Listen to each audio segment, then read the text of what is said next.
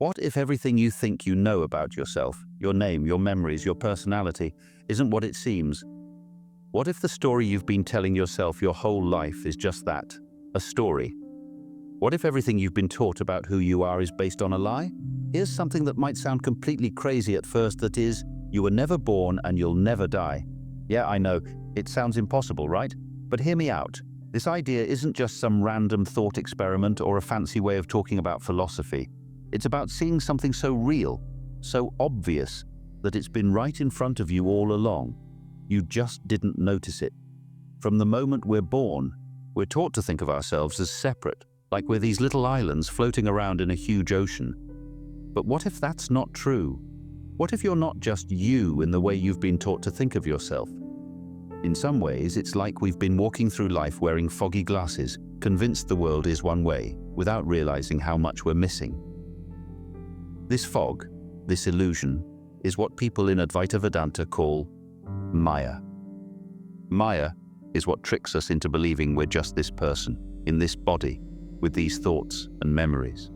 It's what makes us feel like we're separate from everything else. But when you take off those foggy glasses and look at what's really going on, something amazing happens. You start to see that the boundaries you thought were real aren't really there at all. I get it, this might already feel like it's bending your brain a bit. But stick with me here. Let's question some of the things we've always just taken for granted. What if you're not actually the voice in your head, the emotions you feel, or even the body you're walking around in? What if the real you has been something much bigger and freer this whole time? If you're ready to look at things in a different way, maybe even see yourself and life in a way you never thought possible, then let's get into it. Trust me, this might just be the most important thing you ever hear. Let's first get started with the stories we tell ourselves. These stories form the foundation of how we see the world and our place within it. But what if this identity we cling to so tightly is just another layer of the illusion? To explore this further, we need to examine what we call the self. Where does it come from? And is it as real as it feels? From the moment we're born, we're taught to define ourselves. Our name, our family, our achievements. These become the building blocks of the story we call me. We label ourselves based on roles: a student, a friend, a leader, or an artist. Memories and experiences pile on, creating the narrative of who we are. But have you ever paused to question this? Are you truly the sum of these labels and memories?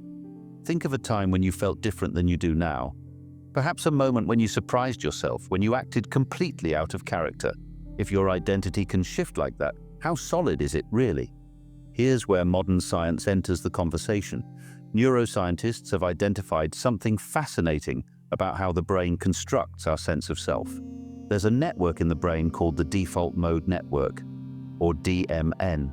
It's active when your mind is wandering, when you're reflecting on yourself, and when you're thinking about your place in the world. The DMN is like a background narrator, constantly feeding you thoughts like, I'm not good enough, or this is my goal, or I need to fix this.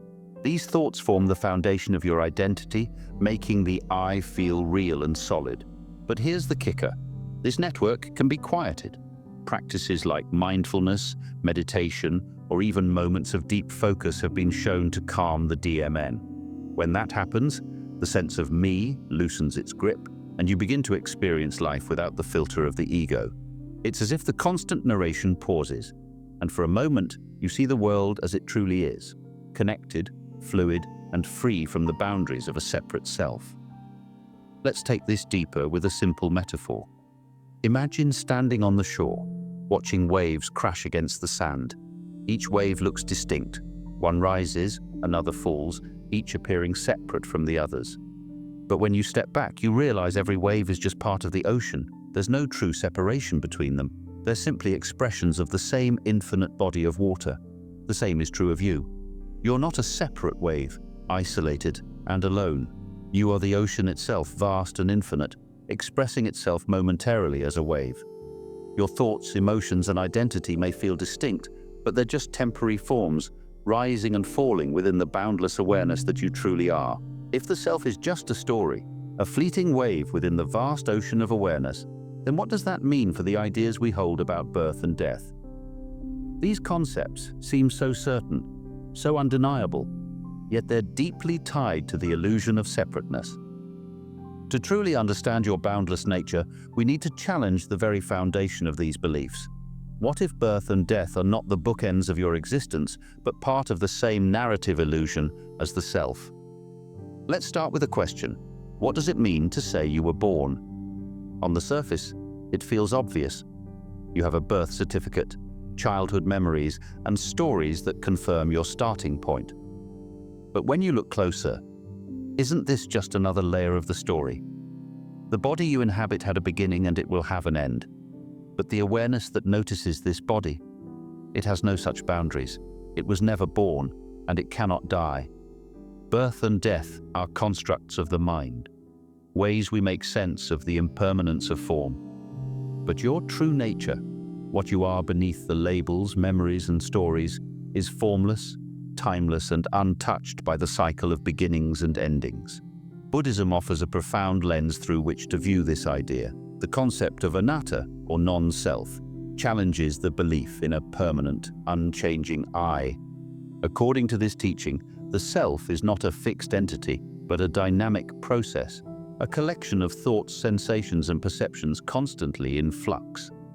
When you see through the illusion of self, you also see through the fear of its loss. After all, how can you fear the death of something that was never truly there to begin with? Liberation comes when you recognize this truth. What you are is not the story, the body, or the mind. You are the awareness in which all these things arise and dissolve. Here's something you can try right now. Close your eyes and ask yourself a simple question. Who am I? Notice what happens. Your mind might rush to answer, I'm a parent, or I'm someone who loves music, or I'm someone with big dreams. But pause and dig deeper. Who is it that's noticing these thoughts? Who is asking the question? Keep peeling back the layers. Beneath every label and answer, you'll find something extraordinary. An open, boundless awareness that isn't tied to a name, a role, or a story. That awareness is what you've always been, long before the idea of you ever took shape. If birth and death are constructs and the self is an illusion, why do these ideas hold such power over us? The answer lies in our deep attachment to the story of me. We cling to this identity not just as a convenience for navigating life, but as if it were our very essence. This attachment is the source of much of our fear, pain, and struggle. To understand this, we need to explore what happens when we hold on to the illusion of a separate self too tightly. Imagine holding a cup of water. It's easy to see the water as distinct, contained within the boundaries of the cup. But what happens when you pour it back into the ocean? Can you pinpoint the moment it stops being water in a cup and becomes part of the sea again? This is how the self operates. We live as though our identity is confined to the cup of our body and mind. We cling to this container, believing it defines who we are. But in truth, the self is like the water. Never truly separate from the infinite awareness it comes from. The illusion of separation is what keeps us tied to fear and suffering. There's another layer to this attachment, one that psychologist Carl Jung called the shadow self. The shadow is made up of the parts of ourselves we don't want to acknowledge, the fears, insecurities, and desires we push into the unconscious. But here's the paradox. The more we suppress these aspects, the more power they hold over us. The shadow becomes a driving force behind egocentric behavior, keeping us trapped in the illusion of separateness. To dissolve the ego and see through the illusion of self, we must first face and integrate the shadow. Integration doesn't mean erasing the shadow. It means acknowledging and accepting it as part of the whole. When we do this, the need to defend or protect the ego begins to fade. We become freer, lighter, and more connected to the truth of who we are. At the heart of this discussion lies a simple but profound truth. Clinging to the illusion of a separate self is the root of all suffering. When we believe we are separate, we fear losing what we have and not getting what we want. We become attached to outcomes, relationships, and identities, thinking they define our worth or existence. This attachment creates a constant cycle of fear and desire, pulling us away from the present moment and the boundless awareness that underlies it. But when we see through this illusion, when we recognize that the self we've been clinging to is just a story, suffering begins to dissolve. Freedom isn't found in holding on, but in letting go. By loosening our grip on the separate self, we open the door to a life that is lighter, more peaceful, and infinitely more expansive. If clinging to the self creates suffering, then what exactly is this self we're so attached to? The answer lies in understanding the ego, not as an enemy to be defeated, but as a construct to be seen for what it truly is. By exploring the nature of the ego, we can begin to unravel the illusion that keeps us bound and take steps toward a deeper, freer way of being. The ego feels like the center of everything, like a solid I that thinks, acts, and experiences.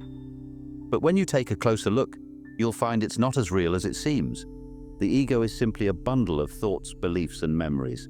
It's the voice in your head that says, "This is my story. This is who I am." But this voice is constantly shifting. One moment it tells you you're successful, the next it whispers that you're not enough. It defines itself through fleeting experiences, yet clings to them as if they're permanent. Here's the key realization. If the ego is always changing, how can it be the unchanging essence of who you are? It's not. The ego is a construct, a narrative your mind creates to make sense of the world. But you are not the story. You are the awareness in which the story unfolds. Interestingly, some cutting-edge research has offered new ways to explore the nature of the ego. Substances like psilocybin and LSD, when used in controlled settings, have been shown to reduce activity in brain regions associated with the ego.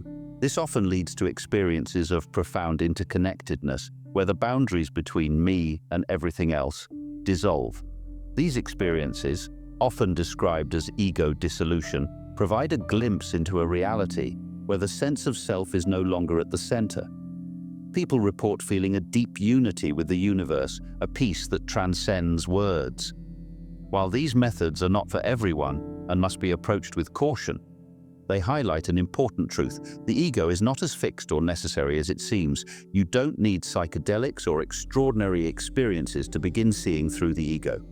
Start by observing your thoughts and emotions. When a thought arises like, "I'm not good enough," or "I need this to feel happy," pause and notice something important. You are not the thought. You are the awareness noticing the thought. Try this exercise. The next time you feel overwhelmed by emotions like anger, fear, or sadness, instead of identifying with the feeling, ask yourself, who is feeling this? You'll find that the emotion is real, but the I who claims it is just another thought, another part of the story. When you stop identifying with the ego, something remarkable happens. The chatter in your mind begins to quiet. You stop feeling like a small, separate being struggling against the world. Instead, you start to sense the boundless awareness that has always been there, the true essence of who you are. If the ego is just a construct, a collection of fleeting thoughts and beliefs, what happens when you stop identifying with it? Does life become chaotic, or does it flow even more naturally? This is where the journey takes a profound turn. Letting go of the illusion of a separate self doesn't mean losing control. It means discovering how life moves effortlessly without the need for constant interference from me. Imagine stepping back from the constant chatter of your mind, the endless commentary about who you are, what you need, and how you're doing. What's left when that voice quiets down? Surprisingly, not chaos, but clarity. Life doesn't stop when the ego takes a back seat. It flows more freely. Your heart keeps beating, your breath continues, decisions arise naturally, and emotions pass like waves on the ocean. The illusion that I am in control falls away, revealing that life has always unfolded effortlessly on its own. It's like driving a car. At first, you're hyper-aware of every movement, every turn, every adjustment. But over time, driving becomes second nature. The car moves without conscious effort, guided by an ease you didn't know was possible. Living without a separate self is like this. Life flows, not because of you, but through you. Here are some ways to begin noticing this flow. 1. Pause. When stressed. The next time you feel overwhelmed or criticized, instead of reacting, stop and ask yourself, Who is feeling this? Look closely. Can you find a distinct I that owns the emotion, or do you just see sensations, thoughts, and feelings arising on their own? 2. Observe decisions happening. Pay attention to how decisions arise. When faced with a choice, notice how it unfolds naturally. The mind may think it's controlling the process, but if you step back, you'll see that decisions emerge as part of the flow of life, without the need for a controlling self. 3. Relax into awareness. Take a few moments each day to simply rest in awareness.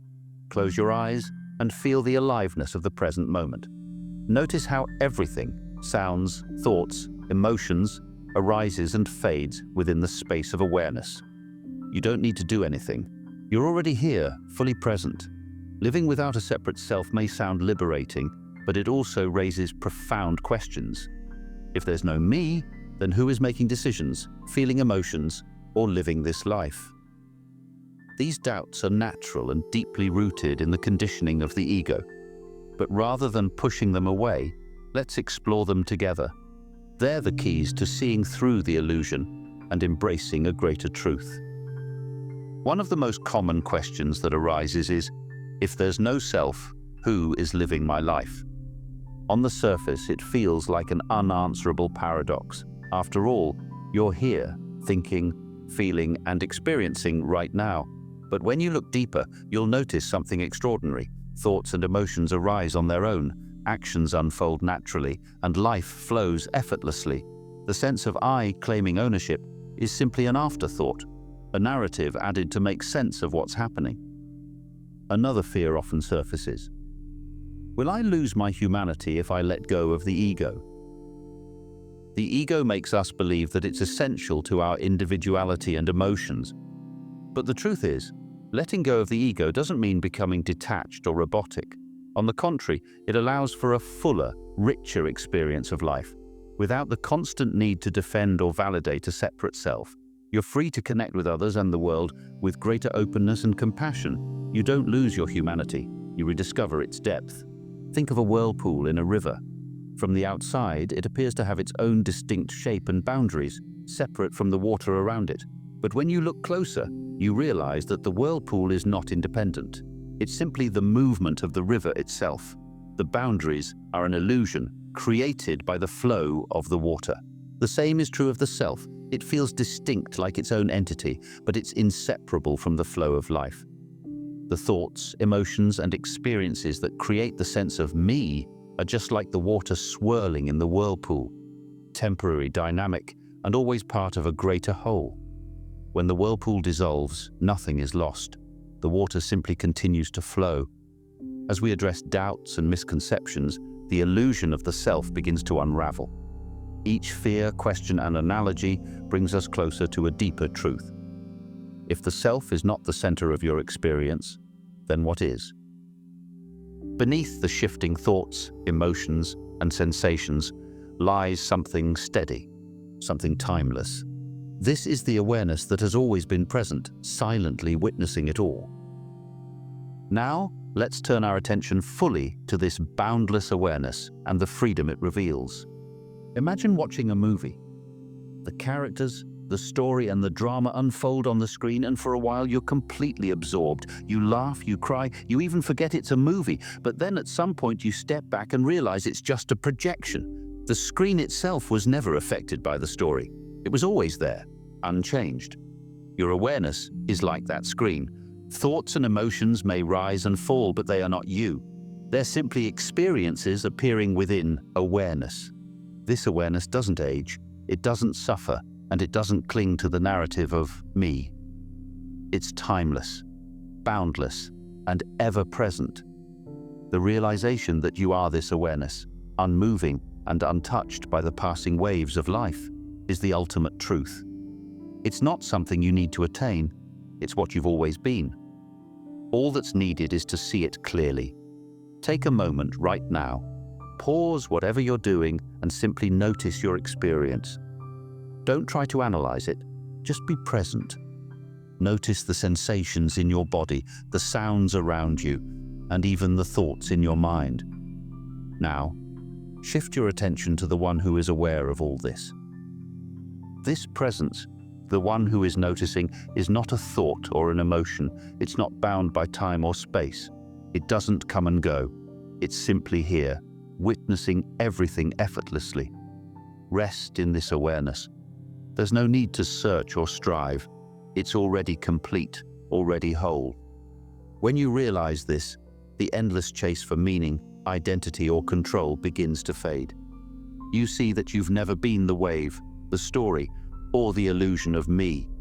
You've always been the ocean, the infinite awareness in which everything arises and dissolves. As we come to an end, let's explore what we've learned today in this video.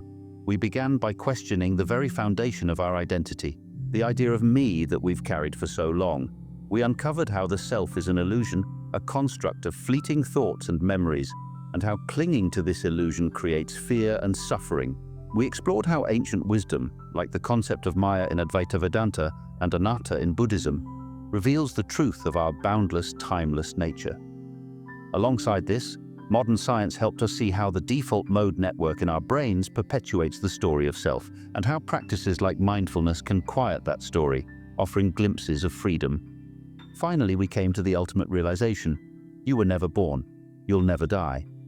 The separate self is just a story, but the awareness that you are is infinite, free, and ever-present.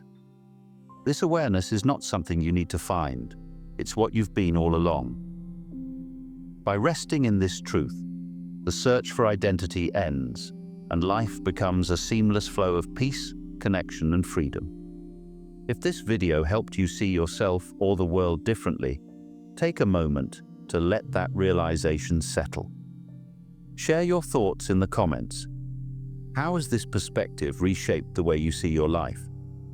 For more journeys like this one, subscribe to the channel and join us for the next exploration.